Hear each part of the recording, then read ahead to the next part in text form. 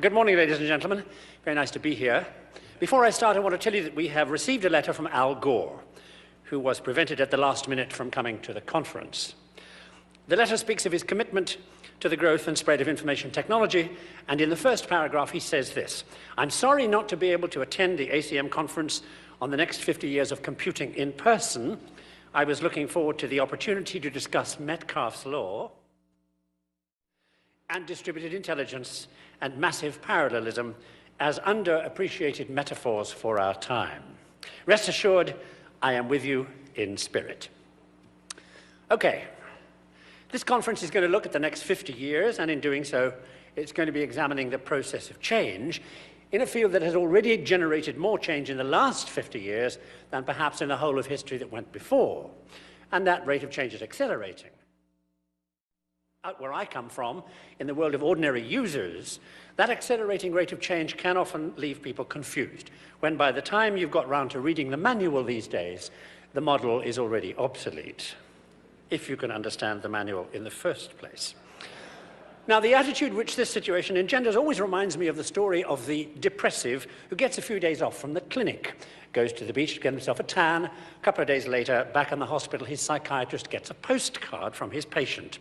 The message on the card from the depressive often fits the attitude of the average user to what the computer industry is throwing at them every day, because the message on the card reads, "Having a wonderful time. Why?"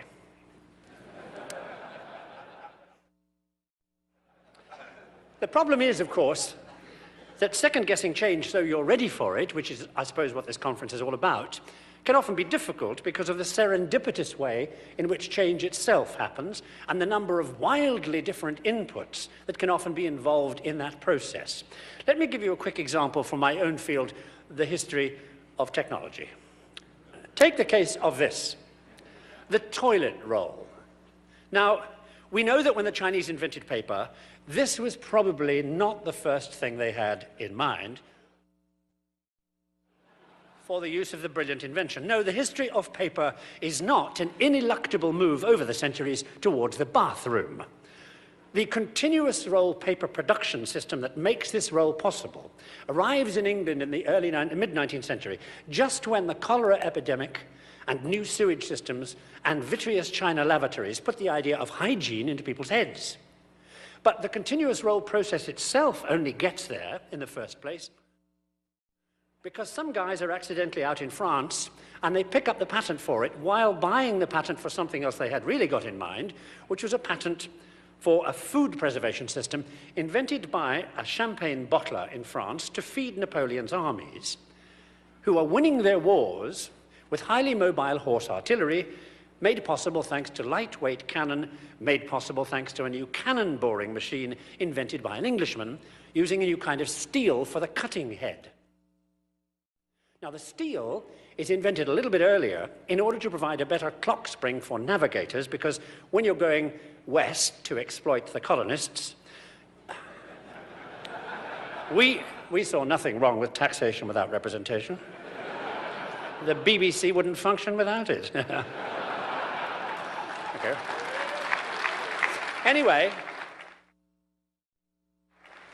you need to know when you're doing that what time it is back at base. If you know that, you know how much later the sun came up locally and therefore what time zone you're in. Now, the development of a new navigational gizmo to let them do that with a spring, called Harrison's chronometer, was triggered in the first place by a gigantic prize offered by the British Parliament after a certain admiral with the wonderful name of Sir Cloudesley Shovel, who is on his way back to England one foggy night in 1707 and makes a serious navigational boo-boo and hits the rocks, and the whole fleet and him and all his men go down and all drown. So it could be said that the toilet roll comes from serious 18th century navigational problems. But look at the inputs all the way that move events towards the emergence of this humble object. Navigation technology, clocks, steel, artillery, food preservation, disease, vitreous china, and sewage systems. You see what I mean about it being hard to second-guess the process of change that we are all here to talk about. The other thing that gives this conference particular relevance has to do with the subject of the conference itself, of course, computers. I mean, it is a truism, isn't it, that because of information technology, we stand today on the threshold of a social and scientific revolution, the like of which will make everything that went before look like slow motion. What makes it all the more challenging to forecast what that revolution will bring is the fact that all advances in information technology through history seem to cause a kind of explosion of innovation that in turn causes unforeseen secondary effects that ripple out in all directions. I mean, the alphabet seems to come up in a place called Serebit el-Hadim down on the Sinai Peninsula around 1500 BC, primarily as a system for simplifying the various forms of hieroglyphic gobbledygook used by the various communities around, so that the guys running the mine, the Phoenician mining contractors who have a turquoise franchise from the Egyptians, can do easier deals with everybody. However, then, according to some scholars, the way the alphabet is read left to right, so it hits the right eye first, so it's processed by the left brain, that's the bit good at analysis and sequential operations, that makes it possible for the Greeks to use alphabetic thinking to develop logic and the reductionist thought processes that break the universe down into its smallest components and eventually give birth to the specialist gobbledygook now spoken by any PhD whose subject is not your own. And the concomitant modern problem of change generated by people whose prime aim is to know more and more about less and less. A pal of mine at Oxford, for example, got his doctorate in Milton's use of the comma. And take print. I mean, take 17th century printed maps, okay? Printed maps. But what they did was encourage voyages of exploration that needed all kinds of new things to be invented for the purpose and as a result. New land registers to raise the backers' money with, new mortgage companies to facilitate that, new joint stock companies to take the risk out of the investment, and through them, a stock market to trade those stocks on, run by a new national bank, providing finance through new credit agencies for new enterprises running on another new thing called a business contract, whose mutual obligation clauses inspired the constitution of another new thing called the United States of America.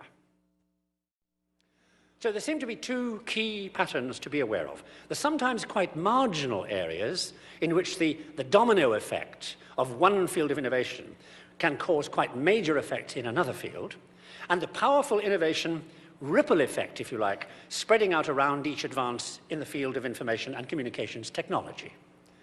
A third element in this process by which change changes life seems to be in the way things get gradually less monolithic.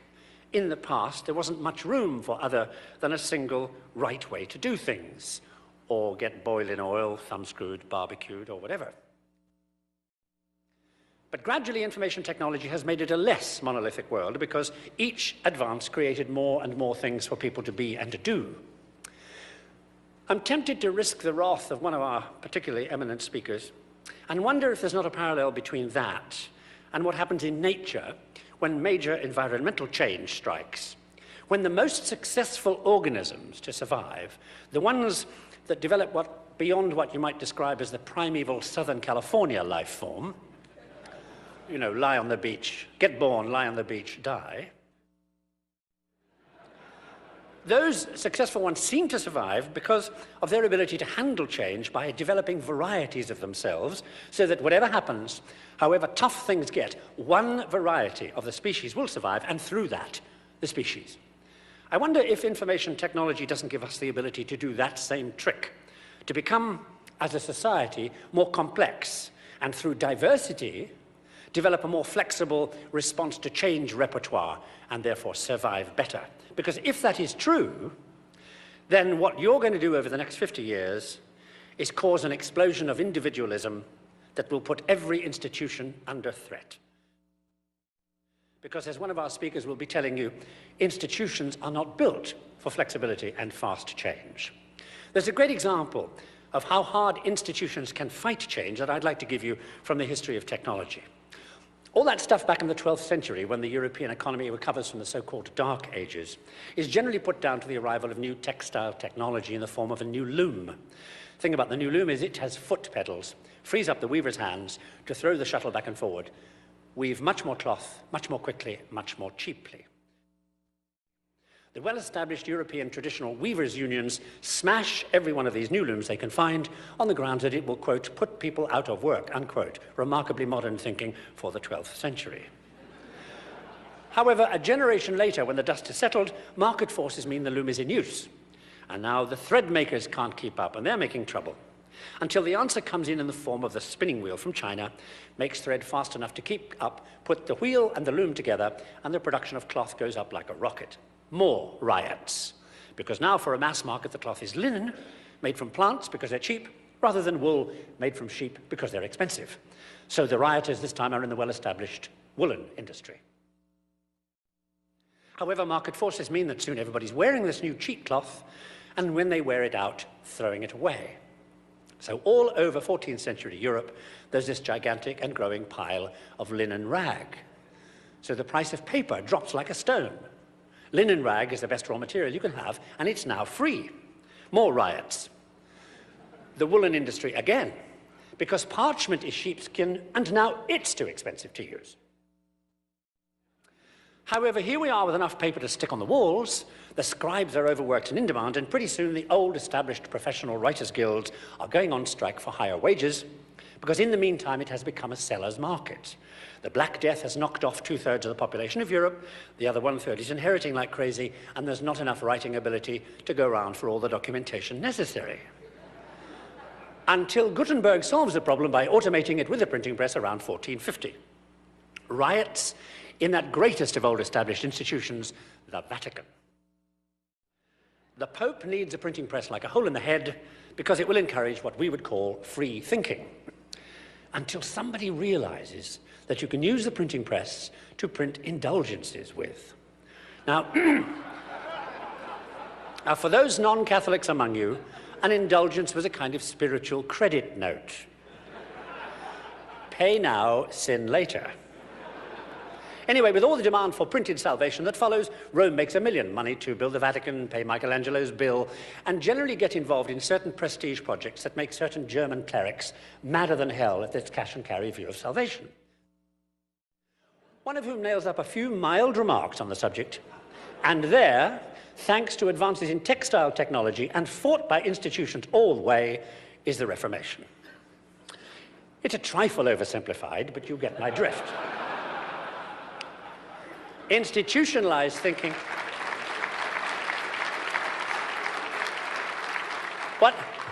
What I'm saying is, institutionalized thinking doesn't like unexpectedly new ways of doing things. Like the lady in the hotel elevator, a man gets in, she doesn't know, the door's closed, they start to rise. He says, "Your room or mine, baby?" And she says, "If you're going to argue about it, forget it." What I'm saying is that there is a built-in accident waiting to happen between this industry and what it's going to do over the next 50 years and the major social structures. I mean, when a manager in Boise, Idaho, is using a Japanese corporate satellite to run CAD-CAM units in Argentina, the way the London accountants say the Taiwan headquarters wants using software uplinked live from Sydney, what happens to national sovereignty?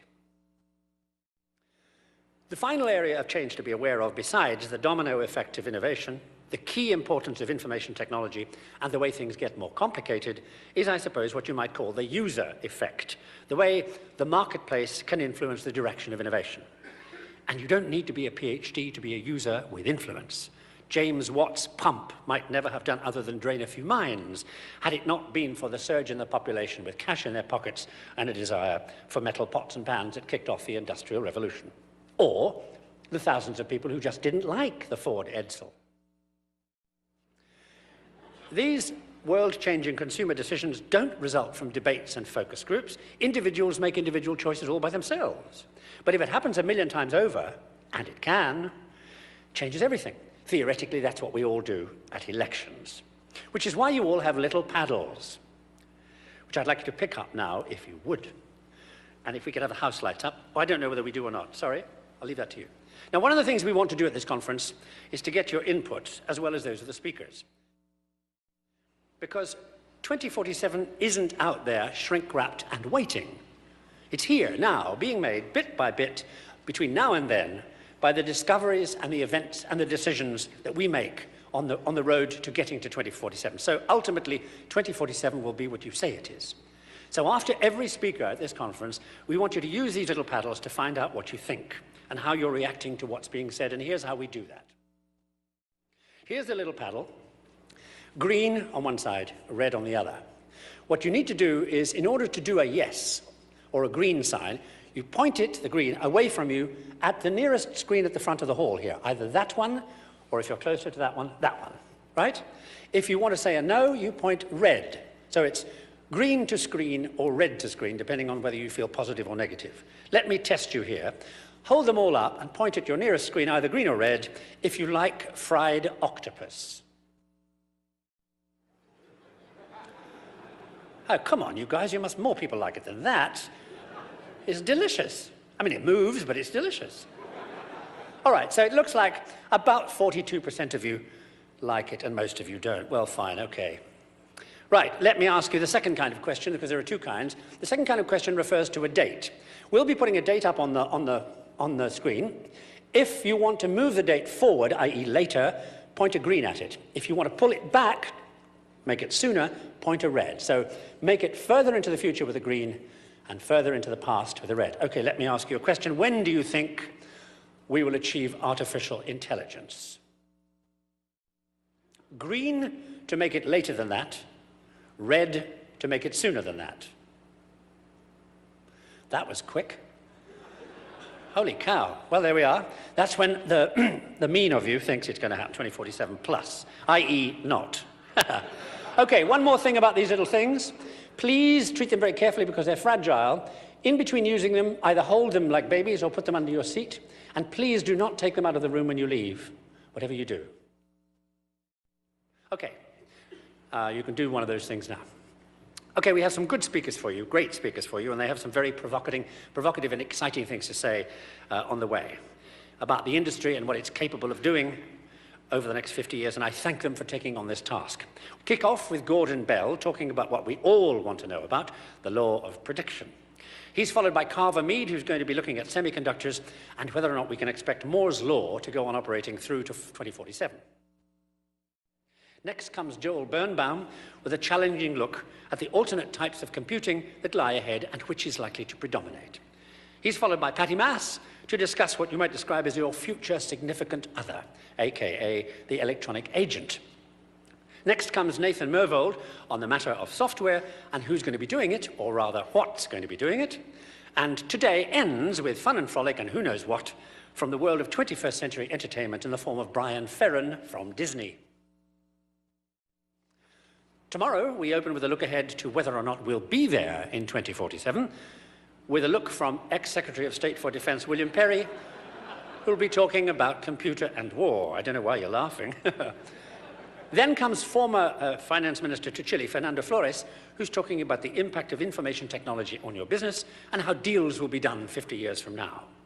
Next, Vint Cerf, with an intriguing look at a future where the internet and computing are invisible, pervasive, and everywhere. Brenda Laurel follows Vint with a very provocative look at computers in culture in a way that I think will surprise and excite you. Immediately after lunch tomorrow, we have my countryman Maurice Wilkes, who wrote the first book on computer programming and whose talk is called What's to Come is Still Unsure. What it's about exactly, I'm still unsure. Then comes Elliot Soloway on what the computer industry is going to do to education between now and 2047, and at the very different world of qualification that that may bring. Finally, tomorrow, Reed Hunt, FCC chairman, talking about what telecommunications is going to do to education and most other things. On Wednesday, the final conference day is a short one to let you all get home or prepare for the party. It starts with a presentation by that well-known science fiction writer, Bruce Sterling, who, by the way, suggested that the best way to use the polling paddles was to see if you could do the Mexican wave. So you can guess his prediction is going to be far from predictable. After him comes Raj Reddy, out on a limb with teleportation, time travel, and immortality. And last, but very far from least, Nobel Prize winner in quantum chromodynamics, Murray Gell-Mann, will address the complex matter of the convergence of physics, biology, and information technology, a subject that in itself but almost by definition, kind of wraps it all up. So after Murray, that's the end. Now for the beginning.